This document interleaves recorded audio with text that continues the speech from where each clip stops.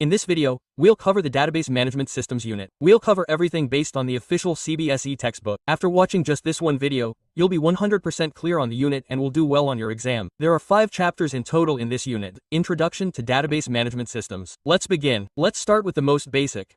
What do the words data and index mean? Data means raw facts and figures that have no meaning on their own. For example, 25, 45, Ayush, January, 85 are raw figures that have no meaning on their own. You can't infer any meaning from them. You can't understand anything just by looking at them, right? Processed data is what we call information, and index is meaningful. We can make decisions based on it. For example, Ayush scored 85% in January and his average score is 45.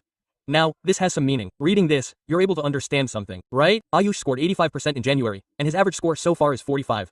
So, after reading this, you can now make a decision. Suppose you get information about other students like this, you'll be able to decide who the topper is, who has the highest marks, who has the lowest marks, right? So, that's what we call information. Now, let's look at what a database and a database management system are. A database is an organized collection of data that we store and manage electronically. Users can easily store, retrieve, or modify data in databases. For example, your school library's database would be a single database for the entire school, right? And a DBMS, or database management system, is how we manage databases. We create databases, enter data into them, modify them, or delete them. Basically, it's used for planning and maintaining databases. For example, MySQL and LibreOffice Base. Now let's see what other advantages a DBMS has. Because data is organized in a database, searching or retrieving data becomes much faster, and we can easily analyze that organized data. For example, if we need to find the maximum or minimum value, or calculate the mean or average, we can do that easily. And if we need the same data set in another application, we can share that same database with multiple applications.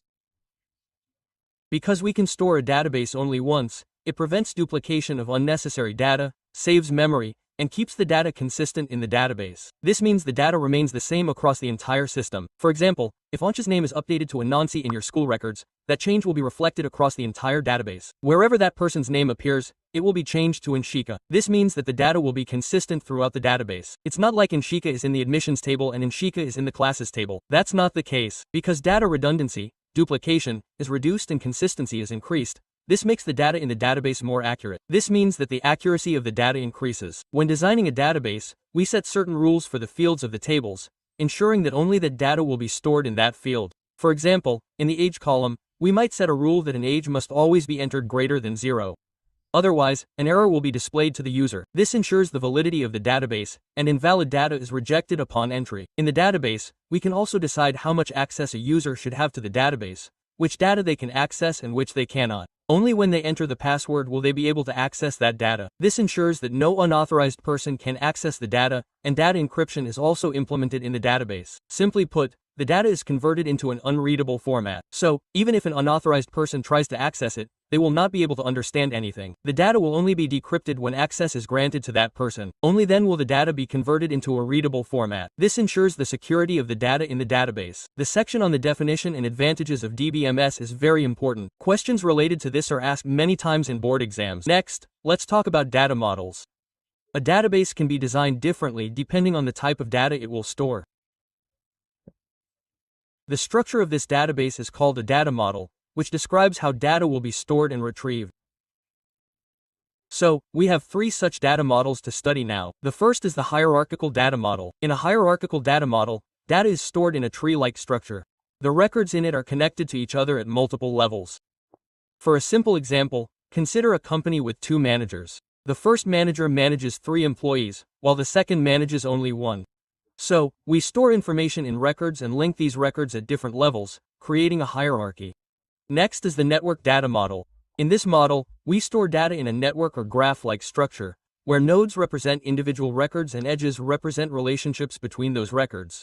The network data model is more flexible than the hierarchical data model because it allows us to display complex many-to-many relationships, which we couldn't do in the hierarchical data model. For example, we could display one-to-many and one-to-one relationships in the hierarchical model, but we can't display many-to-many relationships in the network model. For example, if an employee is managed by 2 managers, we can't directly display this in the hierarchical model, but we can do it in the network model. The basic difference is that in the hierarchical model, a child can't have multiple parents. However, in the network model, a child can have multiple parents. We'll cover these different relations, one-to-many and many-to-many, in more detail later in the chapter. I'll explain them to you in more detail then. Don't worry now, and don't just watch videos and go take your board exams. Be sure to practice previous year questions. To practice PYQs, you can follow our ITPY. Next is the relational data model. This is the most widely used model. In this, we store data in multiple tables and link them together using a common field. Now, let's discuss some terms in relational databases, which you should know now, otherwise there will be confusion in the chapter ahead. The first is entity.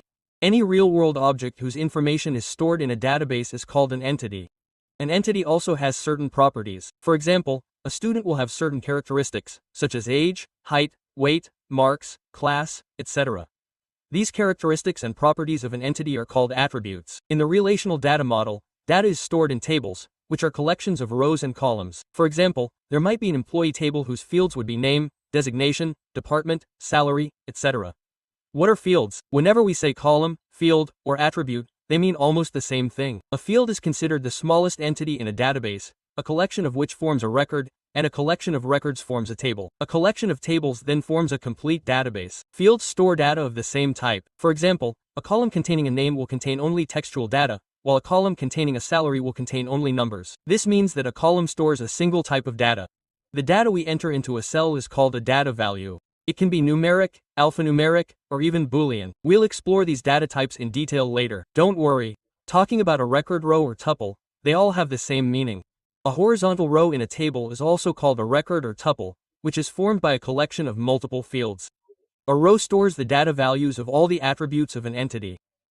Next, we'll talk about keys. In a DBMS, we need to learn about 5 key functions. Why are they needed? Let me explain them first, then you'll understand the rest easily. Imagine you have a class table that stores all the student details, names, phone numbers, marks, addresses, and Aadhaar cards. 2 students have the same name, Saurabh and Saurabh, but one of these 2 Saurabhs is the class topper, while the other only gets passing marks. So, when we want to extract the data for these 2 Saurabhs from the database, how do we differentiate between them? Because if we can't differentiate, it's possible that a price intended for the topper's address might accidentally go to the other Saurabh's house. This would be problematic. Therefore, we need to use keys in tables so that we can easily uniquely identify each row. The first key is the superkey. A superkey includes the set of columns that uniquely identify each row in a table. For example, if you combine all the columns to create a key, it will obviously be able to easily distinguish one Saurabh from another, isn't it? But this isn't a useful method. So, next, let's talk about a candidate key. A candidate key is called a minimal superkey because it contains only the attributes that uniquely identify each record in the table, and you can't reduce it further. Meaning, if you don't use these attributes, you won't be able to uniquely identify a record. For example, even if we only know their Aadhaar card, we can easily differentiate between 2 students, because Aadhaar card numbers are unique for everyone. Or, if PAN card details were included, they would also belong to a single candidate. So, a table can have multiple such candidate keys. But from all these candidate keys, we set one as the primary key. A primary key is a column or set of columns in a database that can uniquely identify each row. A primary key column cannot have any repeated values, nor can it be null. This means it cannot be left blank. The primary key cannot have the same value in 2 rows. If 2 or more columns combine to form a primary key, it is called a composite key. Candidate keys that fail to become the primary key are called alternate keys. Finally, we have a foreign key. A foreign key refers to a table's primary key that references the primary key of another table and links these 2 tables. The last topic of this chapter is objects in a DBMS. In a DBMS, objects refer to the structures or components that allow us to store, manage, or manipulate data. For example, we store data in tables, and with queries, we can retrieve, update, change, or even delete that data. Forms provide a user-friendly way to enter data into tables. Reports allow us to retrieve specific data from a database and present it in a proper format, making it easier to understand and analyze it to make informed decisions. For example, consider your school report card. Subjects are listed on one side, and their marks are listed on the other.